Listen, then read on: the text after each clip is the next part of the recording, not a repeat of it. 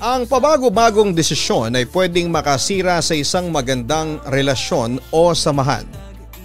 Kailangan kasi na sa lahat ng oras ay buo na ang isip mo sa mga dapat mong bitawan na salita. Hindi yung kung kailan may umaasa na sa iyo na ibang tao ay saka ka naman aalis at parang mangiiwan ka sa ere.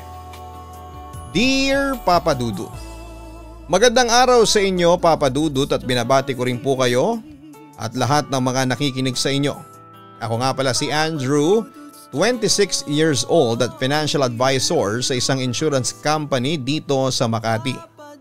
Magpapaka-honest po ako sa inyo ha, hindi talaga ako mahilig makinig ng mga drama sa radyo o maging sa YouTube. Pasensya na sa term pero medyo nakokornihan kasi ako sa mga hugot-hugot o ganitong klase ng drama. Pero magmula ng minsan ay mapakinggan ko ang episode ninyo sa YouTube. Kaya aminin kong na-addict na talaga akong makinig sa inyo. Kaya heto kahit medyo nakakailang kasi kalalaki kong tao, nagdadrama ako ay sumulat pa rin ako sa inyo dahil pakiramdam ko. Kailangan ko ng tulong ninyo Papa Dudut. Bakit? Parang may problema kasi ako. Ay mali, may problema talaga ako. Kaya ngayon pa lamang ay makikiusap na ako na sana ay wag na kayong magdalawang isip na piliing i-ere ang storya kong ito. Kasi bukod sa marami ang makaka-relate, gustong gusto ko talagang marinig ang payo ninyo Papa Dudut. Hindi ako magaling magkwento pero sisiguraduhin ko naman na maisa sa larawan ko ng maayos sa mga eksenang bumuo sa magulong buhay pag-ibig ko. Sisimulan ko almost 3 years ago nung naging girlfriend ko si Mabel. Isa sa mga nakarelasyon ko na masasabi kong sineryoso ko kahit papaano. Nagkakilala kami sa isang resto bar nang minsang gumimik kami ng kaibigan kong si Peter. Nagkapalitan ng number, nagkatawagan hanggang sa ligawan ko na nga siya at naging girlfriend ko na nga siya. Mabait naman si Mabel Papa Dudut. Bonus na maganda pa siya at malambing. Kaya naman sineryoso ko talaga ang relasyon naming dalawa. Minahal ko siya sa bawat araw na magkarelasyon kaming dalawa. Kaya lang ay may kakaiba kasing nangyari noon sa sarili ko.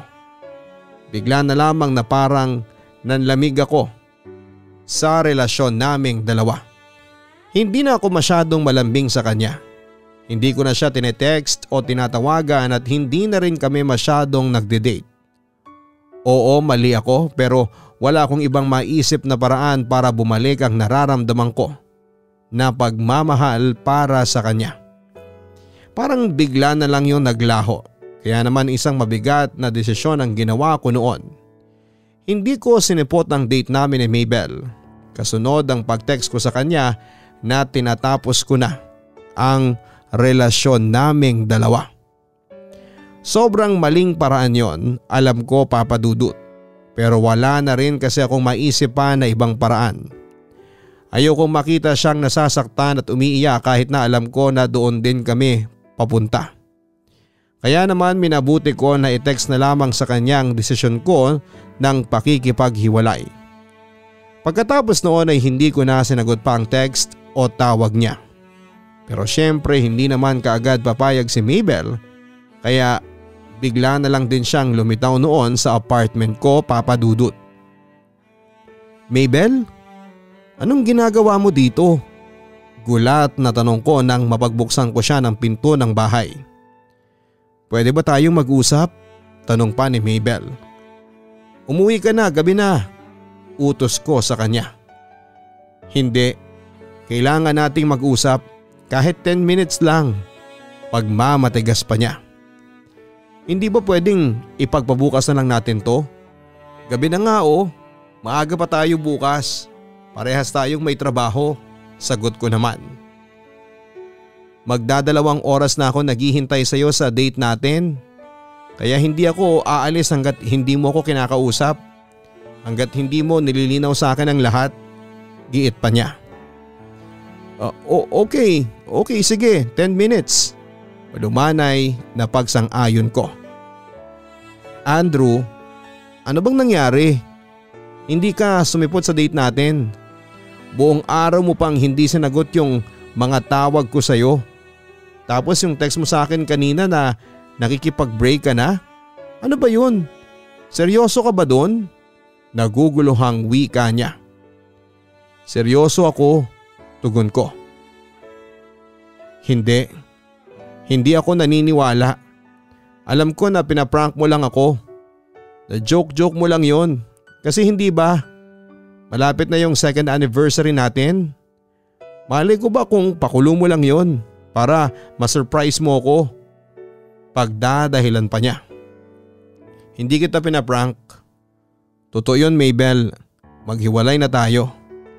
Sawang-sawa na ako magpanggap na okay tayo kahit na hindi naman talaga. Diretsyong wika ko sa kanya. Eto talaga ang pinakaayaw kong mangyari. Yung makita ko siyang nasasaktan at umiiyak. Magpanggap?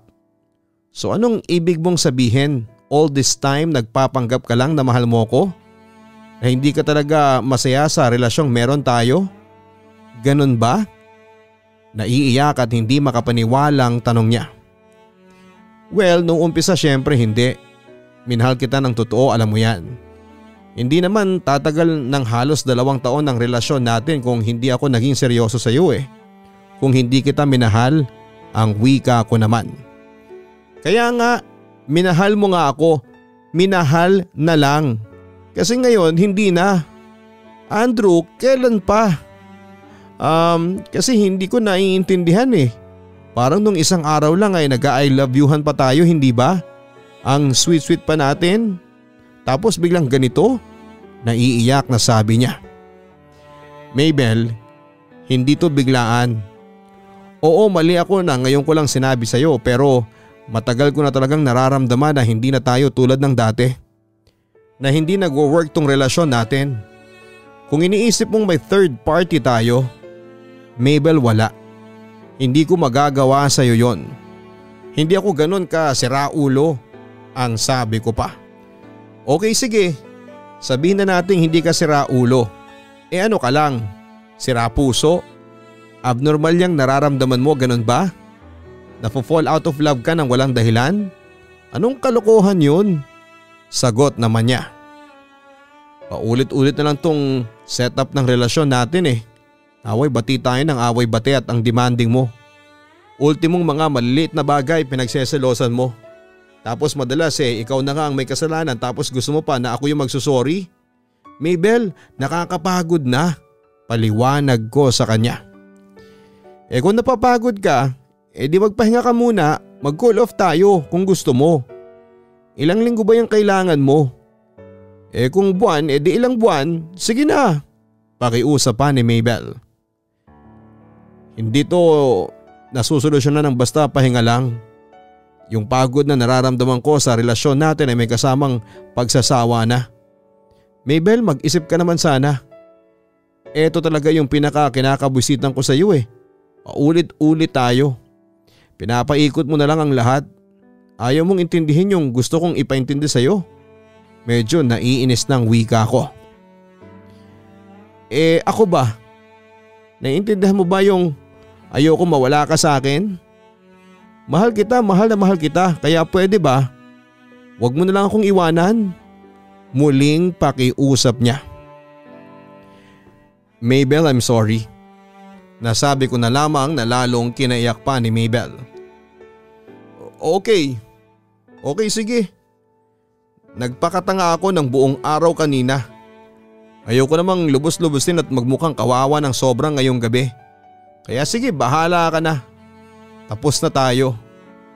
Kung yan ang gusto mo. Huling sabi niya bago umalis ng apartment ko. Papa Dudu, 2 years is 2 years. Sa 2 taong relasyon namin ni Mabel ay minahal ko naman talaga siya. Siya yung tipo ng babaeng pang-seryosohan at pang-matagalan. Pero ang hindi ko lang ma-explain bakit isang araw ay nagbago ang lahat. Yung pakiramdam na okay na sa aking hindi ko siya nakakausap. Na okay lang sa aking hindi kami nagkikita. Hindi ko na siya nami-miss. Hindi ko na siya hinahanap at worst ay wala na akong pakialam, Papa Dudut. Nawala na rin ako ng ganang suyuin siya tuwing magkakatampuhan o mag-aaway kami. Nagsawa ba ako? Napagod? Hindi ko sigurado, basta ang alam ko lang ay ayoko nang maging unfair sa kanya.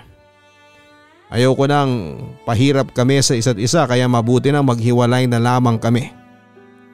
Pinalipas ko muna ang ilang buwan na single ako, Papa Dudut. Gusto ko kasi munang ipahinga ang puso at sarili ko. Hanggang sa may bago akong nakilalang babae. Si Nancy. May anak na siya pero single at maganda. May mga mutual friends kami at yon ang naging tulay para maging chatmates kaming dalawa. Palaging magka-chat, magkatawagan at minsan ay magka-video call pa. At hindi naman sa pagmamayabang, Papa Dudut, pero may itsura naman ako. Moreno at may maayos na pangangatawan at may pamatay na karisma. Kaya mabilis naming nagustuhan ni Nancy ang isa't isa. Nagkapalagayan kami ng loob hanggang sa magkita na nga kami sa isang restaurant. Kung ano yung itsura sa picture at mga post niya sa social media account niya, ganon din naman ang itsura niya sa personal. Mas maganda at sexy pa nga siya sa inaakala ko.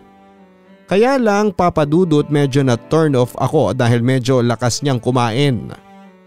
Mali pala, hindi siya medyo malakas kumain kundi ubod ng lakas kumain.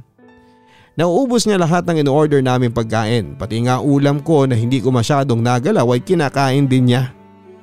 Simot ang mga pagkain noon, tapos ang lakas pa niyang dumighay. Hindi ko na lang pinapahalata sa kanya na medyo nadidismaya na ako sa pagkilos niyang yon. Pag pala ganitong may mga date ka, sino nagbabantay sa anak mo? Tanong ko. Meron akong on-call na yaya para sa kanya. Mabuti nga at nakahanap ako ng mabait at maalaga. Siyempre 2 taon pa lang yung anak ko. Baby pa, sagot niya. Ang galing mo nga na pagsasabay mo yung full-time job mo saka yung anak mo. Bibihira na lang kasi yung mga ganyan ngayon Ang wika ko kahit medyo napipilitan na lamang akong kausapin siya. Hindi ko na rin kasi alam kung paano papahahabain ang pag-uusap namin. Nako, sinabi mo pa. Talagang bibihira ka na lang makakita ng kagaya ko, no? Ang hirap kayang maging full-time mom tapos nagwo-work ka pa at the same time. Tapos take note ha, nakakapag-love life pa ako ng lagay na yan. Pagmamayabang naman niya. Oo nga wika ko na pinipilit ang sarili ko na matawa para ipakita ang nag-i-enjoy ako sa pag-uusap namin. Kaya kung ako sa'yo, huwag mo na akong pakawalan. Sige ka, baka maunahan ka pa ng iba dyan. Pagbibiro nito. Magsasalita sana ako nang may mapansin ako sa ngipin niya. May malaking tinga kasi doon, nakitang kita dahil sa malaking pagkakangiti niya. O bakit bigla kang natahimik dyan? Nagtatakang tanong niya. Ano kasi, mukhang kailangan mo yatang manalamin. Parang may dumi yata sa ngipin mo. Wika ko. Oh my God, wait teka. Nasaan ba yung salamin ko dito? Wika niya habang naghahanap ng gamit sa loob ng bag niya. Ang laki ng bag niya at parang punong-puno pa ng laman ang loob. Naalibadbaran tuloy ako sa nakikita kong kilos niya. Ang burara kasing tignan, lalo na nang makita niya ang salamin niya at nagsimula na siyang magtanggal ng tinga. Wala siyang pakialam sa mga tao sa paligid niya. Ang nakakairita pa doon, Papa Dudut, nang may tumawag bigla sa kanya ay hindi niya makita sa loob ng bag niya ang cellphone niya. Nilabas niya ang laman ng bag niya sa ibabaw mismo ng lamesa namin. May toothbrush siya doon, toothpaste, sabon, panligo at kung ano-ano pang gamit na nakakairitang tignan. Kaya naman nang magpaalam siya na sasagutin na niya muna ang tumatawag sa kanya ay umalis na ako noon at iniwanan ko na siya. Dumiretso ako noon sa bahay ni Peter at naabutan ko siyang nagiinom ng mag-isa. Sakto kasi gusto ko rin talagang magkwento sa kanya ng disaster na nangyari sa date ko. Ano ba yan tol? Bakit parang ewan yata ang mga nagiging date mo ngayon? Natatawang komento pa ni Peter nang matapos ako sa pagkukwento ko sa kanya. Sobrang nakaka-turn off talaga, grabe. Pagkaupo pa lang namin, pagkasabi niya pa lang ng hi sa akin, grabe. May amoy talaga yung hininga niya. Ang bagsik Nanununtok ng ilong. Tapos ang galaw-gaw pang kumilos. Ang dugyot, ang ingay, ang daldal. Kung makahagalpak ng tawa, akala mo hindi babae. Natatawang kwento ko pa. Tapos ano pa yung sabi mo kanina? Matakaw, tama ba? Natatawang tanong pa niya. Naku tol, mas malakas pa yatang lumamon sa 10 barako. Ibang klase talaga. Grabe, buong buhay ko, ngayon lang ako nakakilala ng ganong klase ng babae. Sagot ko. Ikaw pa naman yung tipo ng ang bilis mong ma-turn off sa mga ganyan. Komento pa ni Peter. Aba, lalo na ako na turn off talaga no. Kung ganyan lang din naman ang magiging girlfriend ko, di bali na lang. Magtsatsaga na lang muna ako sa pagiging single kesa magkaroon ng dugyot na girlfriend na kagaya niya. Sagot ko naman. Papadudot pagkatapos ng date namin yon ni Nancy ay blinako na kaagad siya. Ligwak agad kumbaga. Oo, alam ko na medyo bastos ang datingan para akong nang ghosting kung tawagin ang karamihan sa ngayon. Pero wala na turn off talaga ako papadudot. Hindi ako marunong makipagplastikan kaya kesa sa ma-prank ako siya at ma-offend sa mga masasabi ko ay pinutol ko na lamang ng tuluyan ang communications namin ni Nancy. Ewan ko ba, madali yata siguro akong ma-turn off at once na ma-turn off, wala na. Bye-bye na. Hindi naman ako jowang-jowa o ayaw ng nababakante. Kaya hindi ko pinangihinayanganan kung may oras at emosyon man akong na-invest sa mga babaeng nakilala ko. Kaya naglaylo na muna. Wala munang kalandian, walang munang nililigawan. Nakontento na lamang muna ako sa buhay single at halos 1 taon din akong ganon. Ang sabi ko sa sarili ko, ang sino man na babaeng masusunod kong liligawan seseryosohin ko na talaga. Siyempre gusto ko rin naman na kiligin ulit at gusto ko yung pang seryosohan na. Hanggang isang araw ay naimbitahan ako sa bahay nila Peter dahil birthday ng kapatid niyang si Nikki. Nang dumating ako doon ay napansin ko kagad ang isang bisitang babae sa bahay nila. Matangkad siya, payat at maganda talaga ang mukha niya. Kaya naman hindi ko na sinayang pa ang pagkakataon at sinabi ko kay Peter na ipakilala niya ako sa kaibigan ng kapatid niya. Nalaman ko na Lyra ang pangalan niya. At binalaan pa ako ni Peter na si Lyra daw ang tipo ng babae na matinik at hindi madaling makuha. Pero sa huli ay pinakilala niya pa rin ako at pagkatapos ay iniwanan niya kami para makapag-solo papadudot. Matagal ka ng barkada ni Nikki? Pagbasag ko sa katahimikan na namamagitan sa amin ni Lyra. Oo, since college.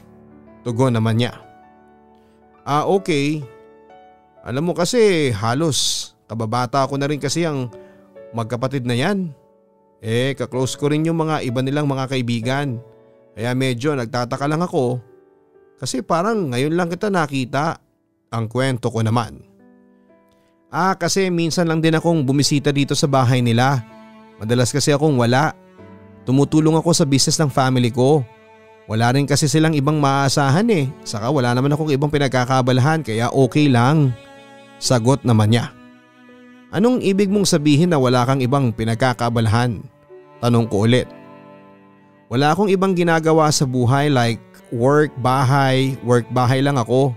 Sagot naman niya. Okay, gets ko na. So ibig mo ring sabihin na wala ka ng ibang pinagkakabisihan o libangan sa buhay tulad ng love life, ganon? Pasimpleng pag-uusisa ko. Alam mo, unang-una masyado na talaga akong busy para sa ganyan, as in wala na akong time. Pangalawa, hindi libangan para sa akin ang pagla-love life. Kasi hindi naman laro yun Nakangiting sagot niya. Sa bagay, oo nga naman. Bakit ko nga ba sinasabing libangan yon? Kamot ulong wika ko. Kasi siguro para sa'yo libangan lang yung pakikipagrelasyon. Baka hindi ka seryoso sa mga nagiging girlfriend mo. Ang sabi naman niya. Wow, manghuhula ka pala. Pero sorry, hindi ka magaling manghula. Lover boy kaya to. Never ako nagloko sa isang relasyon. Gusto mo nga itry pa natin? Ang sabi ko pa. Itry ang alin? Tanong niya. I mean baka gusto mong subukan natin sa ating dalawa. Malay mo mag-work kapag naging tayo. Diretsong sagot ko. Sorry pero sa ngayon kasi wala munang space sa isip ko ang mga ganyan. Mahirap sumugal. Danas ko na yan dati. Ang ending natalo lang ako. Iniwan akong palutang-lutang sa ere. Kaya hindi bali na lang. Sagot naman niya. Papa Dudut, tama nga ang kaibigan kong si Peter. Unang banggaan pa lamang ng mga mata namin ni Lyra ramdam ko nang medyo matinik siya. Matinik in a way na mahihirapan kang makuha agad ang loob niya. Idagdag mo pa yung medyo may pagka-bitter si Lyra pag pag-ibig na ang topic. Hula ko noon may hindi siya magandang past. Baka nasaktan siya ng sobra sa huli niyang nakarelasyon kaya gano'n na lamang ang tono ng pananalita niya pag love life na ang topic. Pero imbes na sumuko mas lalo akong nagka-interes na makilala pa ng lubusan si Lyra, Papa Dudut. Kaya naman ang ginawa ko, kinontsaba ko si Peter at ang kapatid niyang si Nikki. Nagpatulong ako sa kanila para mapalapit kay Nancy. Nagpara-paraan ako para lamang mapansin niya ako. Hanggang sa hindi ko na nga napigilan, binakuran at niligawan ko na nga si Lyra, Papa Dudut. Ginawa ko ang lahat mapasaya lamang siya. Maiparamdam lang sa kanya na hindi pa katapusan ng mundo. Na kahit nasaktan siya ng sobra dati may isang katulad ko pa rin na handang magmahal sa kanya ng higit pa sa kayang ibigay ng kahit na sinong lalaki.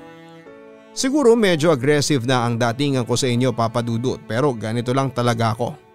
Lalo na pag feeling ko siya na. Eto na yon. Talagang ibinibigay ko talaga ang best of all best ko. Papa Dudut, lumipas ang ilang buwan at masugid ko pa rin sinusuyo at nililigawan si Lyra. Medyo pakipot pa rin siya pero masaya naman ako dahil umuusad pa rin kami kahit na papaano. Para mag-MU na rin kasi ang turingan namin ni Lyra sa isa't isa. Yung tipong label na lang ang kulang. Kasi maya't maya na magkausap kami sa phone or online. Lagi niya akong kinukumusta. Lagi rin akong updated sa lahat ng ganap sa buhay niya. At ganon din naman ako sa kanya. Hindi rin kami nauubusan ng mapagkakwentuhan. Mahilig din kaming mamasyal, kumain sa labas at manood ng mga paborito naming movies. Naging hingahan din namin ni Lyra ng mga problema ang isa't isa. In short ay naging komportable na kami sa isa't isa, Papa Dudut. At kahit tumatagal ng ganon ang estado naming dalawa ni Lyra ayos lang sa akin. Masaya na akong nakikitang masaya ang mahal ko kahit na hindi pa kami officially na mag-on. Napansin naman ni Peter na iba na talaga ang tama ko sa kaibigan ng kapatid niya. Palagi niya akong inaasar dahil baka raw mapamahal na ako kaagad ng sobra kay Lyra. Pinapalalahanan niya ako na huwag ma-fall masyado kasi hindi pa kami sigurado kung handa pa talaga akong sagutin ni Lyra. Pero para sa akin, Papa Dudut, sapat na ang sweetness na ipinapakita niya para maramdaman ko na may aasahan ako sa kanya. Hindi lang si Peter ang nakapansin ng effort ko kay Lyra, Papa Dudut. Nakita rin yun ni Papa lalo na nang makita niya ang pinagpupuyatan ko na music video para kay Lyra. Ang lakas ko raw maka-teenager sa ginagawa ko na yon kaya naman humanga siya sa akin. Aba Andrew, tingnan mo nga yung mga kuha ninyo sa pictures oh. Kung makayakap at makakapit sa iyo yung Lyra na yan akala mo boyfriend ka na niya. Talaga bang hindi pa kayo mag-on sa lagay na yan? Nagtatakang tanong ni Papa nang makita niya ang ginagawa kong music video kung saan ay iba't ibang litrato namin ni Lyra ang naroroon.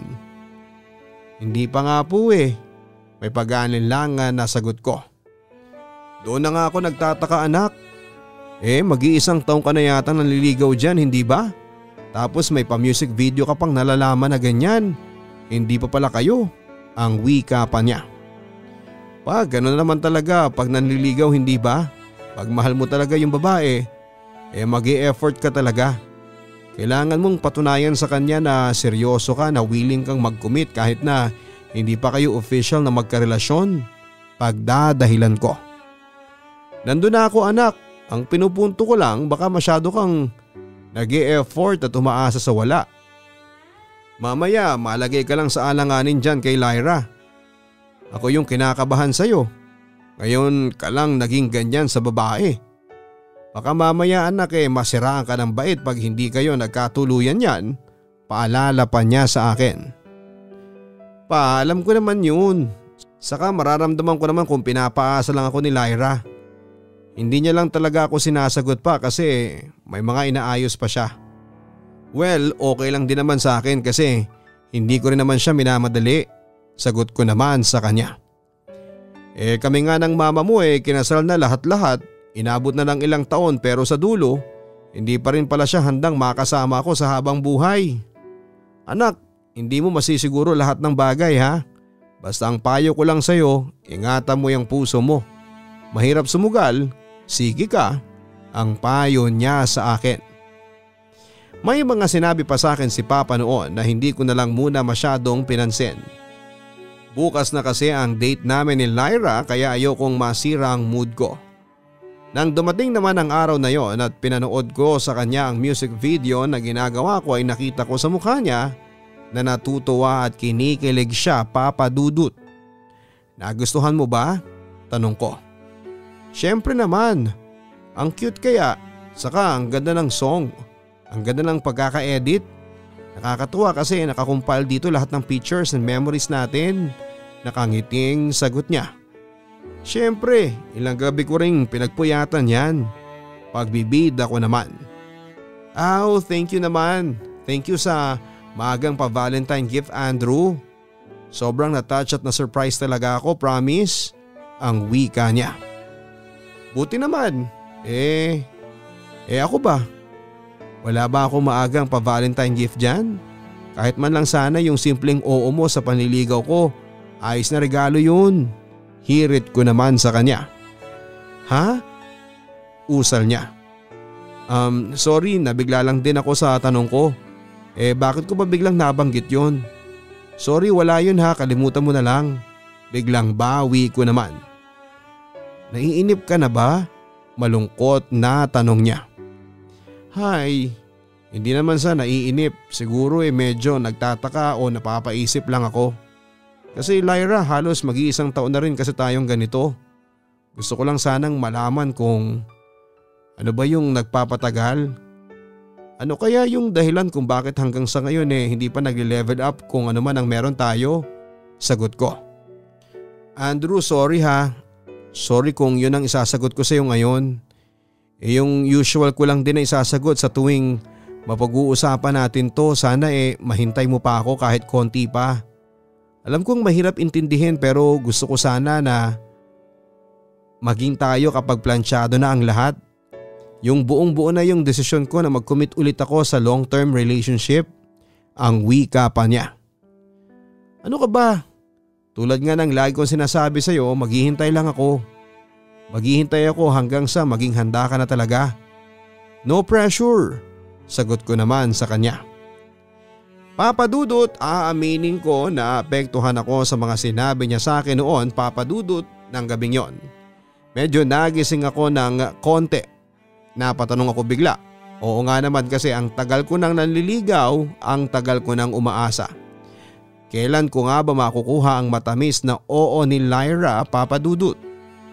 Huwag niyo sanang mamimisinterpret. Hindi ako nagmamadali. Kaya ko pa rin namang maghintay. Basta ba alam kong may pinangahawakan ako. Kasi kung nagmamadali akong maging kami ni Lyra, noon pa lang ay hihinto na ako ng panunuyo at panliligaw sa kanya. Pero mahal ko kasi talaga siya, Papa Dudut, kaya nagtsatsaga ako. Kaso nga lang, heto na naman tayo. Heto na naman yung parte ng sarili ko na habang tumatagal nagiging palaisipan sa akin. Medyo nababawasan na naman kasi yung gana, eagerness o motivation ko bilang isang manliligaw o boyfriend. Kumbaga sa isang propesyon o hobby parang nawawala na yung passion. At maniwala man kayo o sa hindi ay hirap akong ipaliwanag kung bakit. Kaya ang hirap din na solusyonan. Pag iniisip kong mabuti mahal ko naman talaga si Lyra. Pero paglipas ng ilang oras o sandali nalilito na naman ako. Parang nababawasan na naman yung kagustuhan ko mag-effort kay Lyra. Parang unti-unti na naman akong nagsasawa. Nagsimula na ako manlamig sa kung anuman ang meron kami ni Lyra, Papa Dudut. Hindi ko na rin siya masyadong tinatawagan o kaya ay niyayayang lumabas. Kung lumabas bang kami ay palagi nang mabilisan dahil hindi na ako masyadong nag-enjoy na kausap siya. Hello Andrew, ba't ngayon mo lang sinagot ang tawag ko? Ang dami ko ng miss call sa'yo. Tanong ni Lyra na kausap ko noon sa cellphone. Napilitan akong sagutin ang tawag niya dahil ang dami niya ng miss call sa akin. Sorry ha, nasa labas kasi ako eh. Nakasilent yung phone ko. Hindi ko na malaya na tumatawag ka na pala. Pagsisinungaling ko kahit na hindi ko naman talaga pinapansin ang tawag niya. Teka, nasaan ka ba? Bakit parang ang ingay naman dyan? Pag-uusisa niya. Nasa gimikan ako, bigla kasing nagkayaan sa trabaho. Hindi na ako makatanggi sa mga office mates ko. Sagot ko. Hindi ba sabi mo kanina uuwi ka kaagad kasi masama ang pakiramdam mo? Kaya nga hindi tayo natuloy sa date natin ngayon, hindi ba? Nagtatakang tanong niya.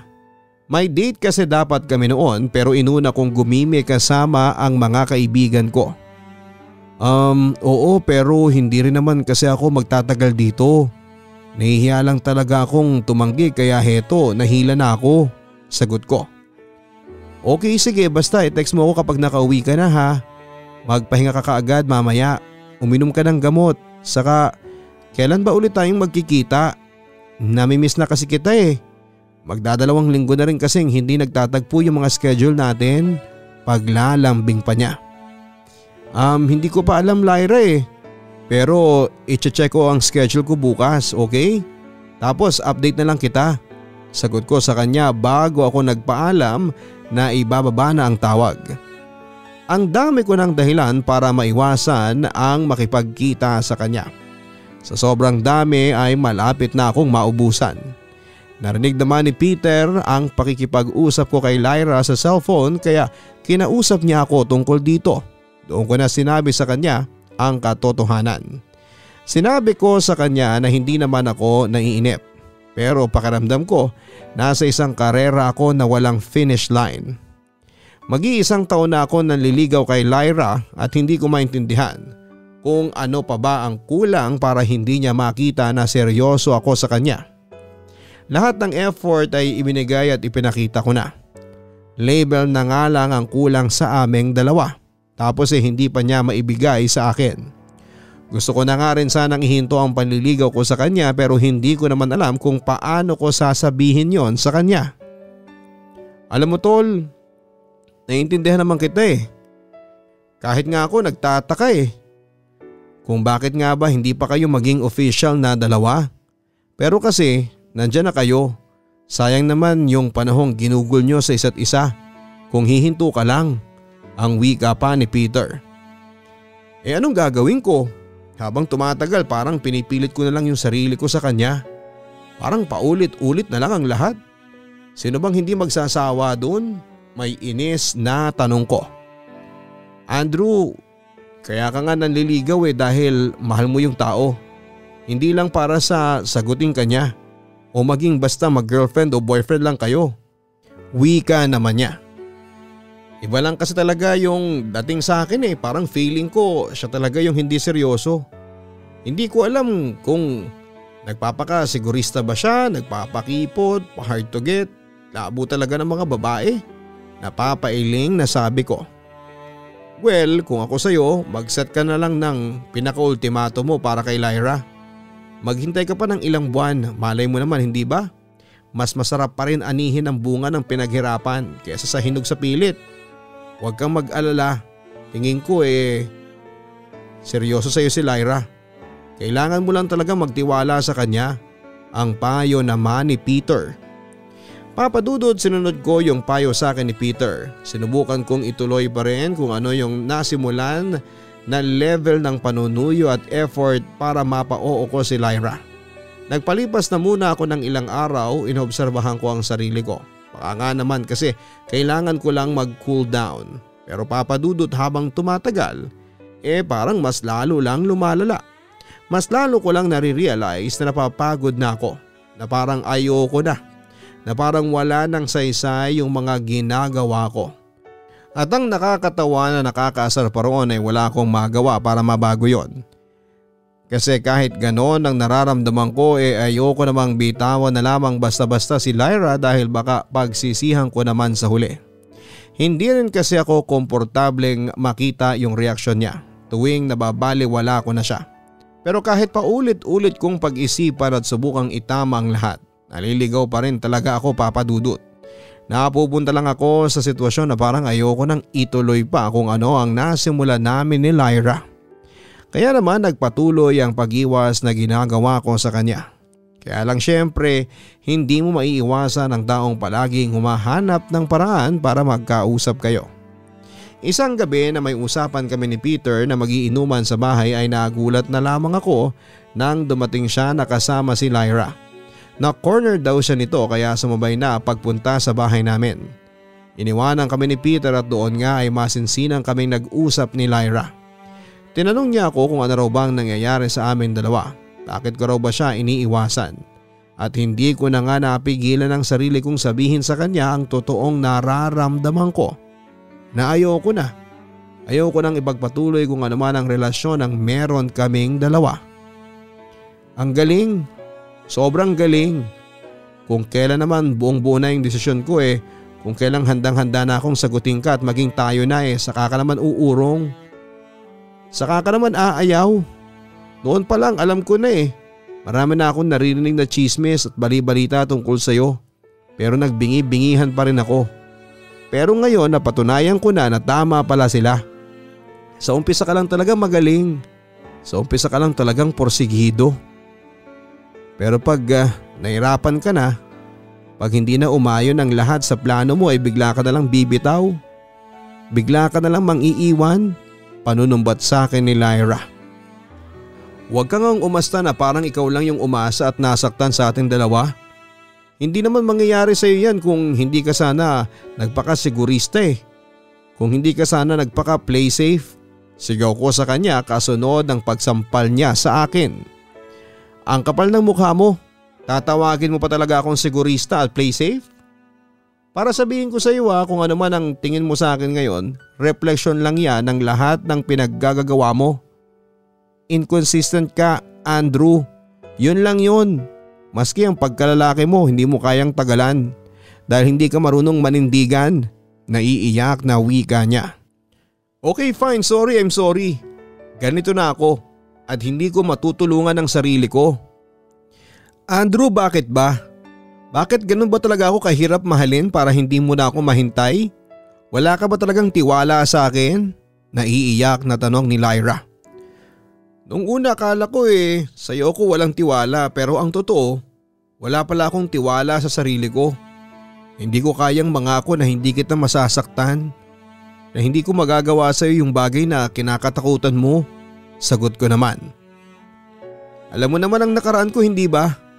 Alam mo naman ang mga pinagdaanan ko pero bakit iiwan mo pa rin ako? Bakit? Minahal mo ba talaga ako? Kasi ako kahit na punong-puno ng takot yung puso ko, minahal pa rin kita. Hindi ko man nagawang ipaglaban agad pero minahal pa rin kita. Andrew, hindi ka ba talaga nanghihinayang sa atin? Baka pwede naman nating subukan, Andrew. Baka naman pwede na nating ituloy ito. Pakiusap niya. Mas manghihinayang ako sa mga araw, buwan at taon na masasayang kung mapupunta ka lang sa isang katulad ko. Panahon muna ang kailangan ko sa ngayon, Lyra. Panahon para ayusin na muna ang sarili ko. Sagot ko sa kanya. Papadudot dito ko na sasabihin ang problema ko. At yon ay ang pagiging inconsistent ko. Minsan nga naisip ko na baka hindi na lang to problema, baka sakit ko na ito. Pero sana maniwala kayo na hindi ko to sinasadya at hindi ko to ginugusto. Kasi ako mismo hirap akong tumbukin kung ano ba talaga ang dahilan kung bakit ako nagkakaganito. Na lahat na lang ng babaeng nakakarelasyon ko na sasaktan ko, iniiwanan ko. At hindi masaya, Papadudot. Hindi nakakatuwa. Kasi bukod sa nakakasakit ako nakakapanliit din ng pagkalalaki. Kasi baka akala ng iba hindi ako marunong mag-handle ng relasyon. Na wala akong paninindigan. Ang sakit sa pride, ayoko kasing paniwalaan yon dahil para sa akin ang totoo ay hindi lang maayos ang relasyon ko sa sarili ko. Ano bang itatawag doon, Papa Dudut? Saan pa ba ako mali? Paano ko ba itatama ang mga ito? Kasi naguguluhan talaga ako. Paano ko ba talaga malalaman kung ano ang gusto ko? O baka naman, alam ko naman pero sadyang madali lang ba talaga akong magsawa? Ningaskugon ba ako kung tawagin ng iba? Baka kasi tama sila, sa una lang ako magaling. Baka nga sa umpisa lang masaya. Papa Dudut, mahal ko po si Lyra pero ayokong nasasaktan siya sa akin. Dahil hindi ko na naibibigay kung ano yung deserve niya. Tatanggapin niya nga ako pero ako hindi ko tanggap ang sarili ko. Hindi ba ang unfair nun? Kaya Papa Dudut, sana'y matulungan niyo ako sa medyo magulong kwento kong ito. Salamat ng marami kung mapipili po ninyo ang istorya kong ito. Hanggang dito na lamang muna ang liham ko. God bless and thank you sa inyong YouTube channel. Lubos na gumagalang, Andrew. Kaya Papa Dudut, sana ay matulungan niyo ako sa medyo magulong kwento kong ito at salamat ng marami kung mapipili po ninyo ang istorya kong ito. Hanggang dito na lamang muna ang liham ko. God bless and thank you sa inyong YouTube channel. Lubos na gumagalang, Andrew. Maraming pwedeng masaktan sa maling desisyon na magagawa po natin. Kaya naman Andrew, sana pag-isipan mo pa rin mabuti kung hindi mo na ba talaga kaya na ipagpatuloy ang nasimulan ninyo ni Lyra. Nakakapanghinayang din kung ang mga oras at panahon na na-invest ninyo sa isa't isa ay mabaliwala. Ganon pa man, sigurado naman ako na alam mo sa sarili mo kung ano ang totoong nararamdaman mo. Piliin mo yung desisyon na makapagbibigay ng saya at peace of mind para sa sarili mo. Hanggang sa muli, ako po si Papa Dudut. Huwag kalimutan na pindutin ang like, share and subscribe. Ang buhay ay mahiwaga, laging may lungkot at saya.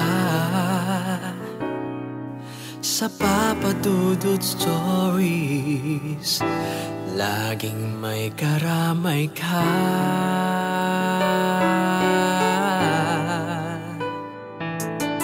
Mga problemang kay bigat, dito ay pakikinggan ka. Sa Papa Dudut Stories, kami ay iyong kasama. Dito sa Papa Dudut Stories, ikaw ay hindi nag-iisa.